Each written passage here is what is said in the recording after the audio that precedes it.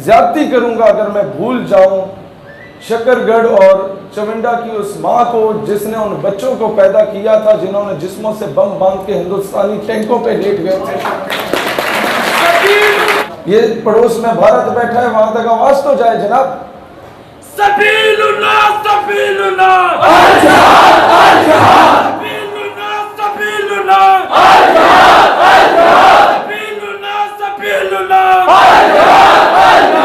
सबीलुना सबीलुना।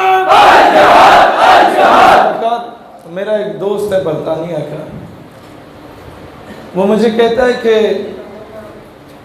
वहाँ मैं एक सिक्योरिटी कंपनी में काम करता था, तो मेरे साथ कुछ वो जो अंग्रेज़ों में कुछ काले भी होते हैं, ब्लैक अमेरिकन्स जिन्हें कहा जाता है, कुछ वहाँ के जो स्याह फाम होते हैं, तो वो भी सिक्योरिटी गार्ड थे। तो मेरा काम था मीट एंड ग्रीट करने का, कि कोई मेहमान आता मैं उसे कहता hello sir how are you, please go there या कम हेयर। होता क्या, कहता है कि फ़लस्तीन पे जुल्म होना शुरू हो गया, जॉर्डन में जुल्म होना शुरू हो गया। तो वो इंटरनेशनल न्यूज़ थी, तो BBC पे CNN पे ये खबरें चल रही थी। अब कहता है कि वो सारे जो स्याह फाम अंग्रेज़ थे वो इजराइल की हमायत कर रहे थे, मैं कर रहा था फ़लस्तीन की हमायत। हमारी रोज़ाना खाने पे बहस होती थी, क्योंकि वहाँ तो हर मुल्क का बंदा इकट्ठा रहता है। अब कहता है कि इतने में हमारी जो सिक्योरिटी की कंपनी थी उसका ओनर गवर्नमेंट का भी एक मुलाजिम टाइप था, सीनियर ओहदेदार था। तो इजराइल का फॉरेन मिनिस्टर ने आना था उसका विजिट करने। तो मेरा क्या काम था, मेरा काम यही था कि meet and greet sir how are you fine, और इधर आए TC चापलूसी। कहता है इतने में जब ये अनाउंस हुआ कि मिस्टर फला, जो कि पाकिस्तानी जिस दोस्त की मैं बात कर रहा हूँ, आपने उसे रिसीव करना है। उसने कहा okay sir I will receive him, मेरी नौकरी है, मेरी ड्यूटी है। कहते हैं इतने में वो आ गए सारे जो मेरे साथ बहस करते। कहते अच्छा जी आज जो आ रहे हैं तो आज सलूट करोगे, बात सलाम करोगे, वो TC चापलूसी करोगे। कहते हैं बस उसका ये कहना था कि मैंने कहा no I will slap him, मैं चढ़ मार देंगे। कहता हुआ क्या कि वो उधर से भागा, मैनेजर को बुलाया। मैनेजर ने कहा कि क्या हुआ वो अंग्रेज कहता है कि मैनेजर साहब I swear to Allah, I swear to god that he said that I will slap him. मैं कसम खांदा अल्लाह दी इस आख्या भी मैं थप्पड़ मार देंगा। तो उसने जवाब दिया you don't need to swear to Allah, तुम्हें कसम खाने की जरूरत नहीं है, मैं कहता हूँ हाँ मैं मारूंगा थप्पड़। कहता है मैनेजर की हवाइयाँ उड़ी, उसने पकड़ा, ले गया, मुझे कमरे में बंद किया, अपने बाहर से ताला लगाया। उसके ऊपर भी एक कैमरा लगा हुआ था और सामने वो TV पड़ा हुआ था जिसमें बाकी कैमरास आ रहे थे। कहता अब मैं कुछ कर तो सकता नहीं था, कमरा खाली था, एवं में हाथ पाँव मेरे बांधे हुए थे, तो मैं उस TV की तरफ ही देख रहा था कि जिसमें सारे रिजल्ट्स आ रहे थे। कहता है इतने में मैनेजर भागे भागे ऊपर से कैमरा देख के आते, डोंट लुक देयर, उठे ना वेख, TV की तरफ क्यों देख रहे हो। कहते हैं उसको ये खौफ हो गया था कि कहीं मैं TV से निकल के उसे थप्पड़ ना मार दूं। तुम जरा से दिलेर पड़ो, दुश्मन का खुद ही पेशाब निकलता है।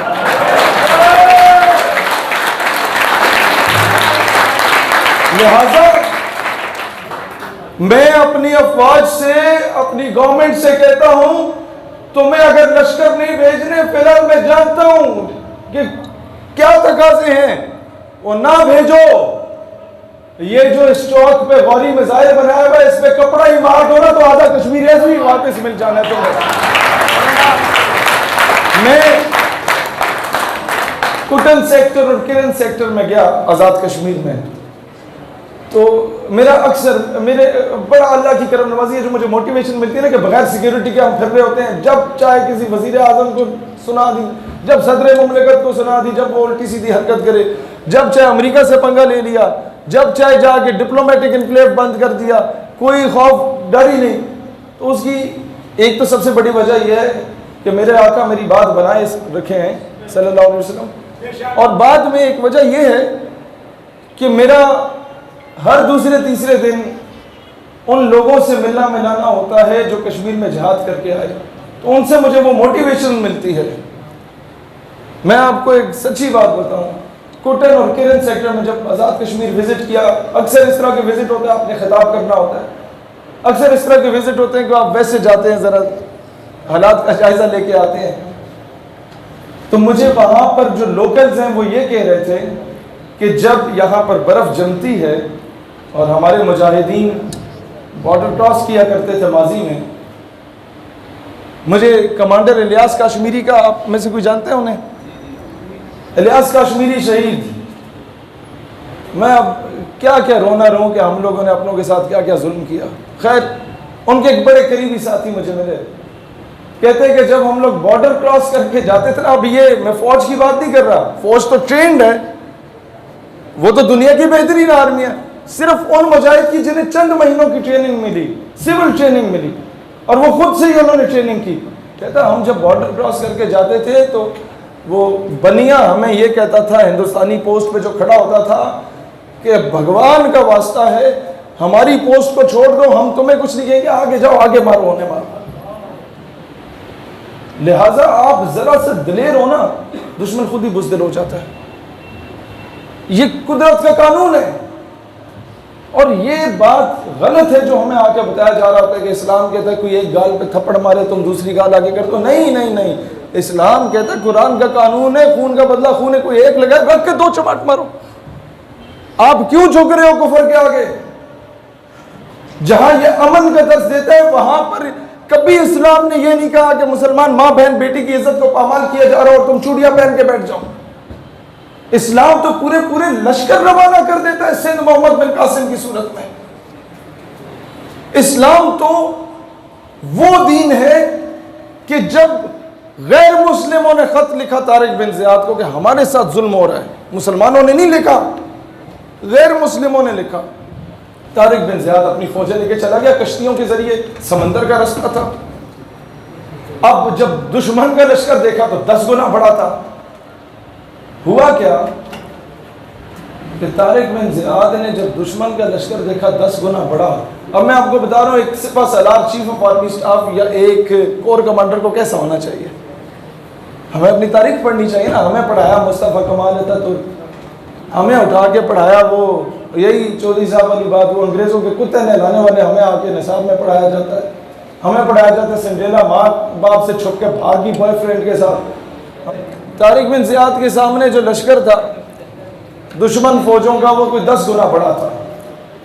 तो तारिक बिन ज़ियाद ने अपनी फ़ौज से मशवरा किया कि क्या कीजिए, उन्हें मोटिवेट किया, उन्हें बिशारत हुई। अब कोर कमांडर क्या करता है, core commander Tariq bin Ziyad वापस जाने का जो रास्ता है वो कश्तियों का रास्ता होता है, वो कश्तियों को आग लगा देता है और कहता है या मैं गाजी हूँगा या मैं शहीद हूँगा। ये है आपके अकाबरीन। ये चीज़ अपने बच्चों को बनाएं। और तीसरी चीज़,